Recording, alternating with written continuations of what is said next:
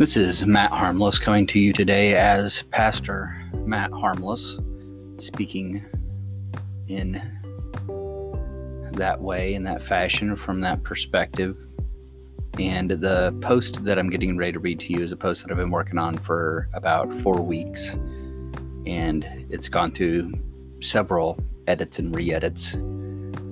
I'm not totally satisfied with where it's at, but I am ready to publish anyway. So I hope that it's a benefit to you and a blessing to you in whatever situation you're in. And I pray before I send this out, and I mean this from the bottom of my heart, I'm praying as I'm saying this, pray that God would use these words to bring him glory and clarity to your word for others. That's my prayer in the name of Christ, that's the impact that this particular post would have. And without any further ado, I'm going to read for you now this blog post.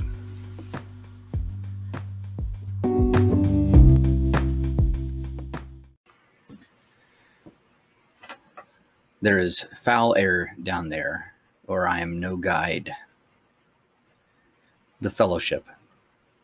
In the Fellowship of the Ring, the first book of the Lord of the Rings trilogy, the Fellowship, the group that has been tasked with protecting the ring bearer and escorting him to Mordor, find themselves traveling through a mountain via some ancient dwarvish mines.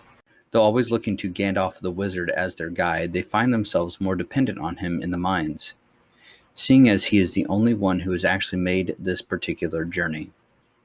The movies portray this moment well, but I would like to share the book's version of this part of the story. It was after nightfall when they had entered the mines.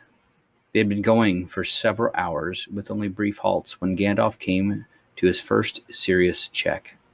Before him stood a wide, dark arch opening into 3 passages. All led in the same general direction, eastwards. But the left-hand passage plunged down, while the right-hand passage climbed up, and the middle way seemed to run on, smooth and level, but very narrow. "I have no memory of this place at all," said Gandalf, standing uncertainly under the arch. He held up his staff in the hope of finding some marks or inscription that might help his choice, but nothing of the kind was to be seen. At this crossroads, they find an abandoned guardroom. After exploring it for a moment, they decide to rest, needing to catch up on some sleep. Gandalf does not sleep, still feeling perplexed about the right way to go, and decides he needs a smoke. "I know what is the matter with me," he muttered as he sat by the door. "I need smoke. I have not tasted it since the morning before the snowstorm." The last thing that Pippin saw, as sleep took him, was a dark glimpse of the old wizard huddled on the floor, shielding a glowing chip in his gnarled hands between his knees. The flicker for a moment showed his sharp nose and the puff of smoke. It was Gandalf who roused them all from sleep. He had sat and watched all alone for about 6 hours and had let the others rest. "And in the watches, I have made up my mind," he said. "I do not like the feel of the middle way, and I do not like the smell of the left-hand way. There is foul air down there, or I am no guide. I shall take the right-hand passage. It is time we began to climb up again."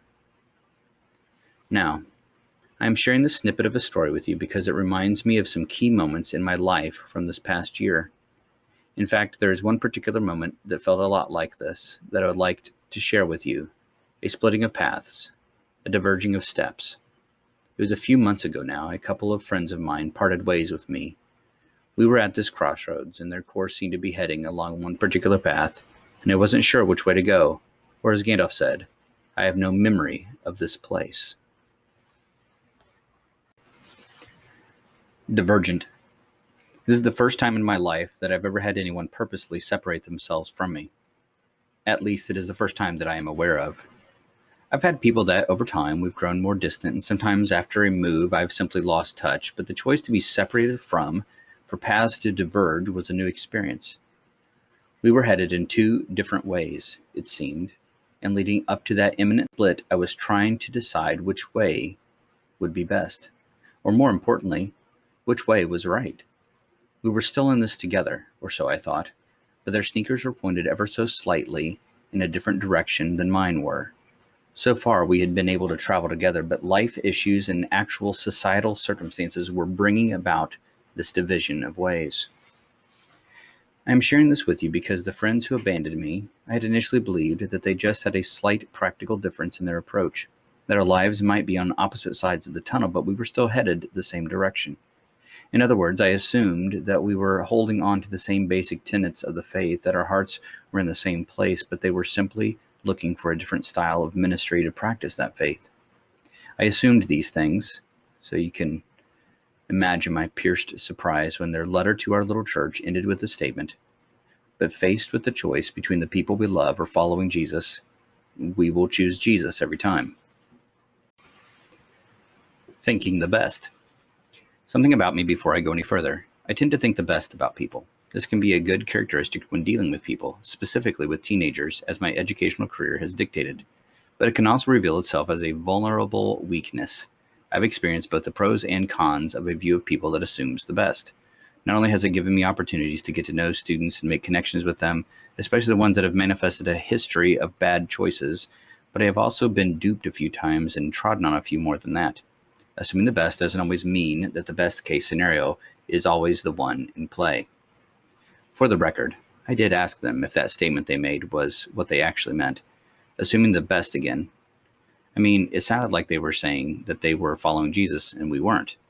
We love you guys, for sure, but we really love Jesus, unlike you, so I guess we need to go over here. I mean, our path is headed to Jesus. It's too bad that yours isn't headed that way as well. I kept thinking, surely, we were simply at a mere philosophical crossroads. But no. When I asked if they were actually saying what it sounded like, the answer came back plain and simple, yes. In those cases where I've thought the best, but eventually learned, not the worst, but definitely not the best, I was usually presented with the opportunity, when all was said and done, to take a step back and reevaluate the situation with eyes that are a little more clear. With focused eyes and unfogged glasses, I usually find that there were pieces of evidence that could have pointed me toward a more accurate assessment of the situation beforehand. This case was really no different, but I kept clinging to hope. A hope that, with a seemingly mutual dependence on an inspired inerrant word from God, the Bible, that we would be able to navigate this crossroads together. We would be able to navigate it, or I was no guide, or at least not their guide. Or I am no guide. In the Tolkien story that I shared, the Fellowship followed Gandalf. They followed him, even though this decision was based on the feel of the middle way and the foul smell emanating from the left path. They followed him not because they were convinced in themselves of the choice, but because his ordained role was guide. Please don't misread this. I am definitely not saying that we ought to have a blind allegiance to any pastor. But I am saying that you ought to remember your leaders, those who spoke to you the word of God, consider the outcome of their way of life and imitate their faith, Hebrews 13:7. Or obey your leaders and submit to them, for they are keeping watch over your souls as those who will have to give an account. Let them do this with joy and not with groaning, for that would be of no advantage to you, Hebrews 13:17. I quote these passages not to offer up a definitive explanation of the way pastoral ministry works, but to point out that in God's economy, people are called for these purposes, and they are gifts from God to his church. See Ephesians 4:11-14. When a group of people come together to affirm their God-given guide and ordain him to ministry, that ought not to be taken lightly. I say all of this knowing that I speak of myself, but I'm banking everything on 1 Corinthians 1:26-29. The middle road just felt all wrong, and the left-hand passage didn't smell right. That is all I had to go on initially, and if I was wrong about this, then again, I was no guide.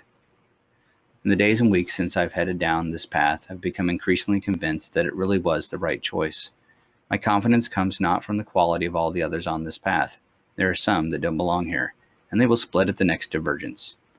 No, my confidence comes from two things.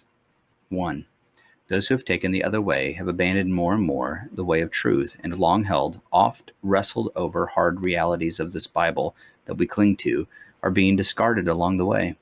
Some even saying that doctrine, the teachings of the scriptures, are not to be held on to when they lead to other people's perceived insults, traumatic confrontations, or individual judgments. In other words, preaching against homosexuality ought not to happen because it is leading to trauma for homosexual people. Please understand, I would never wield the sword that pierced my own soul with glee as it pierces another's. There is pain when confronted with the scriptures, but though it is a pain that leads to death, it is a death that leads to life. See 1 Corinthians 15:36 and John 12:24-25. Because I am also learning the marching hymn echoing from those other tunnels, I also know that I need to say that there is nothing here, nothing I've said, that is in any way supporting abuse, defending abuse, protecting abusers, or excusing abuse. Abruptly telling my own children not to touch the hot burner on the stove may have startled them, but it wasn't abuse, and neither is telling someone that if they don't repent, that it will be better for the residents of Sodom and Gomorrah on the day of judgment than it is for them. The other reason why I am becoming more confident in my choice are the humble beggars that are linking arms with me along this journey. It is a rough path for those of us who have headed this way for the right reasons. It is full of insults, accusations, and rejections. It feels lonely. But when the lonely come together, true fellowship ensues. A final note. If those who have left read this, I love you. I am worried about you. I'm not angry with you. Your rejection has hurt, but I am ready to throw a feast at your return. I know that you believe that you're doing the right thing, but as your one-time guide, that path smells foul. Please don't reject the path to the cross simply because Simon the magician is trying to go this way as well. You won't be here much longer. I see another split in the tunnel coming.